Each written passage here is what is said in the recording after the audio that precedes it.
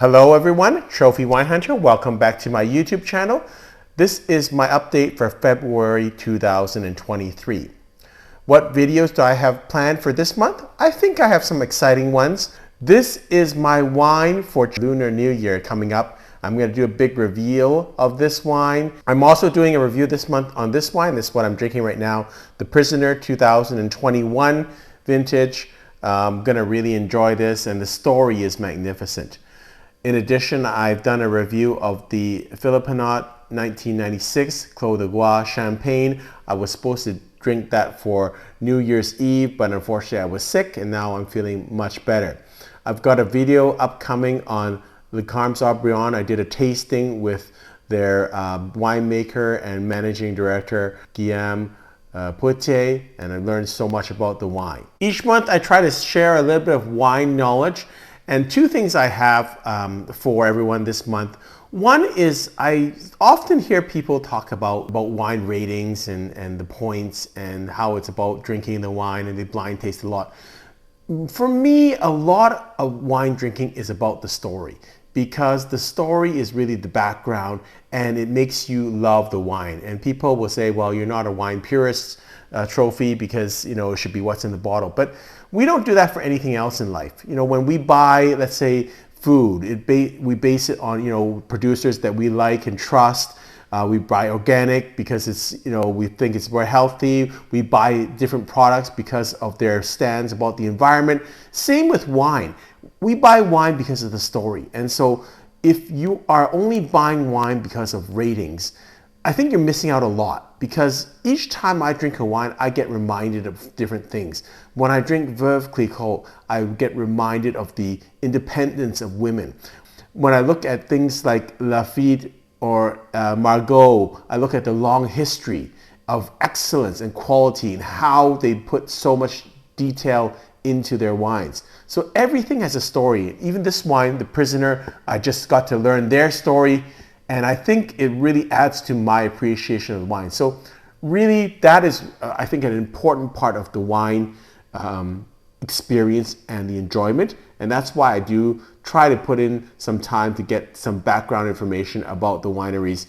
For instance, my upcoming review of the Prisoner Winery, I don't think everyone has gone into as much detail as I have about the story behind the label and the whole philosophy of the winery, which is really exceptional. The second thing I want to talk about is I was so humbled when I drank with Les Carmes Haut-Brion winemaker Guillaume Poitier. He is so knowledgeable about wines, and it reminded me of how little I actually know about the wine process. And we as wine people, I hear a lot of times we ask how much oak, what's the terroir like, whatever. Honestly, we know very little about that. And just in talking to Guillaume, there's so many things that he does, so many technical things, from the temperature of fermenting to when he picks the grapes to how they blend things. It's so technical, and there's hundreds of things. And really just reading up on the terroir and the vintage, the climate, really doesn't do justice.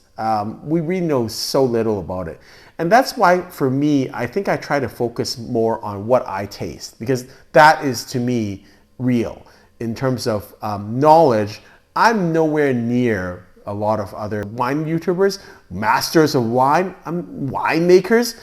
They all have more knowledge than me in that, but they don't have as much knowledge about my palate, and no one has that for you also. So I think that's why tasting is really important. I can tell you what I taste, I can tell you what I enjoy, I can tell you my experience.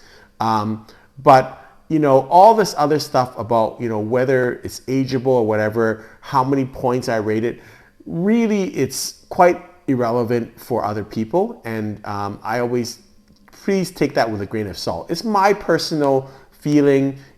It best works for me. Hopefully, if your palate is similar to mine, maybe that will make some sense. But I try to focus on the tasting, and I focus on what I know and what I've experienced, and I try to get away from what others think. Sometimes it's important, but I really, really encourage people to trust your own palate. Even if you're a beginner, trust your own palate. You know yourself better than anyone else in the world. And if you like a wine, that's okay. If you don't like a wine and it's the number one wine in the world, that's okay too. So trust your own palate.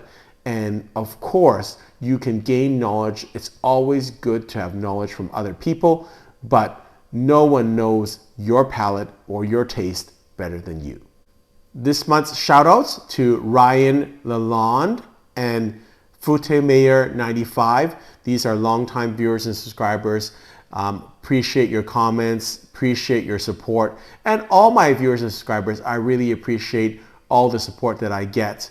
I love the comments. I love interacting with viewers and subscribers. I learn so much from viewers and subscribers. And to me, I'm so happy that I have an audience to share my views on wines. And I hope that sometimes these are useful to people. And I know that when people make comments to me, I learn a lot and it's really useful to me. So I really appreciate all the comments and the followers that I have and the views. It really means a lot to me and it's really a thrill. I've now been doing this now for a couple of years and I still enjoy it. Everyone is really, really polite. That's what I love about my viewers and subscribers. Their comments are always very thoughtful and thought-provoking. And even if they disagree or I've made a mistake, they try to be as polite as possible. And it's really a great dialogue. The rest of this video is for my BC residents. And this is what's new and on sale in BC liquor stores. So I hope you'll enjoy the rest of this video. Here is what's new and on sale in BC liquor stores for the month of February 2023. So first of all, we have the First Growths. A lot of First Growths are on sale, so if you have never purchased the First Growth, maybe this is time in BC to purchase one. You have the upfront, the 2017 Lafite, reduced from $1,500 to $1,200. In the back there, you have the 18 Mouton, reduced $300 to $1,200. You have the Margaux 17, reduced from $1,200 to $900. And then you have two vintages of the Haut-Brion, the 17 and the 18, all reduced by about $300. So pretty decent price. It's always nice to get a break. And so if you are in the market for a First Growth, you get a little bit of discount. Next one is a Barolo. It's from Fontana Fredda. And it could be different vintages, but they're all fairly pretty decent. They're all probably around 90 point Wine Spectator and above. So the sign says 2017, but the actual bottle is 2019. But they're all good vintages. It comes from a region called Langhe from Alba. I'm not familiar with it. So it's going to be just grapes from that entire region. And, getting a very good price for a Barolo. So it's reduced from $42.99 to $37.99 this month. I believe I've featured this winery before. It's the Giant Steps 2019 Chardonnay from Sexton Vineyards. It's not on sale, but it's $54.99. This is from the Yarra Valley, and this is essentially a Chardonnay specialist. And they make really high-end Chardonnay that's really drinkable right now. 93 points Wine Spectator, and so great kind of score on this, and about very little is imported, so you're going to get a great Chardonnay, not too oaky, but great intensity of flavors. Another good standard, fairly affordable wine. Brunellos are always very drinkable and people enjoy them. This is going to be fairly early drinking and not in a really heavy style. Altesino makes really good quality, kind of mid-level type Brunello. And it's not really going to ever be too, spectacular or too terrible. So, it's quite a well-priced wine. If you get a little bit of a discount, this month is from $64.99 to $59.99. It's a 2018 vintage and scores 92 points Wine Spectator, 95 points Wine Advocate. So it's a pretty decent wine. This is an interesting wine I haven't seen before in liquor stores. Comes from the Il Boro winery in Tuscany. It's owned by one of the sons of Salvatore Ferragamo, Ferruccio Ferragamo.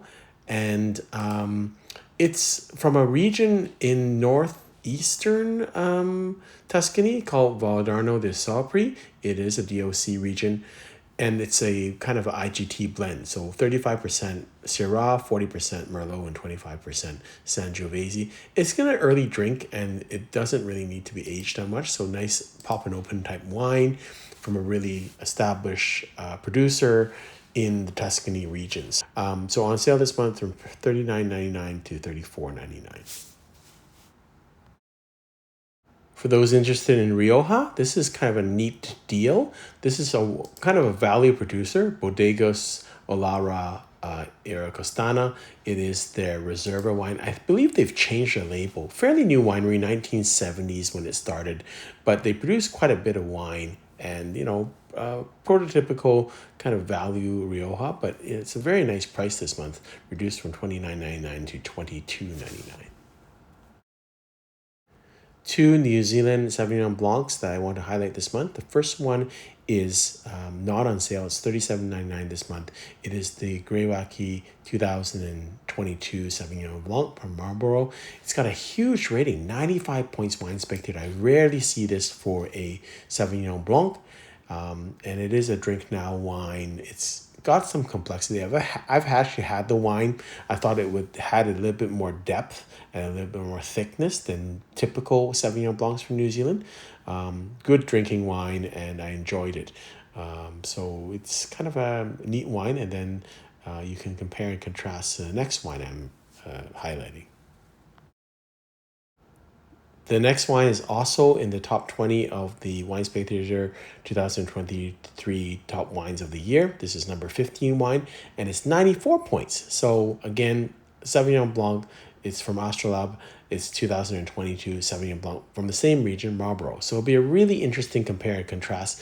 Both these wines are from the Marlborough region. Both are Sauvignon Blanc. Both are highly rated. So it'll be really kind of interesting compare and contrast.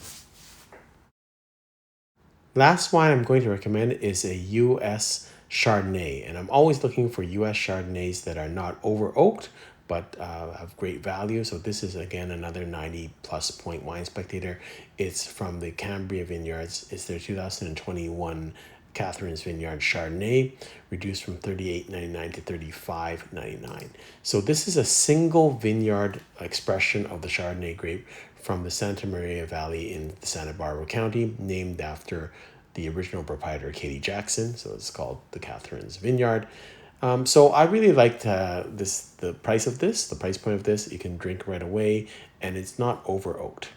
Hope you've enjoyed this video, and until next time, happy drinking.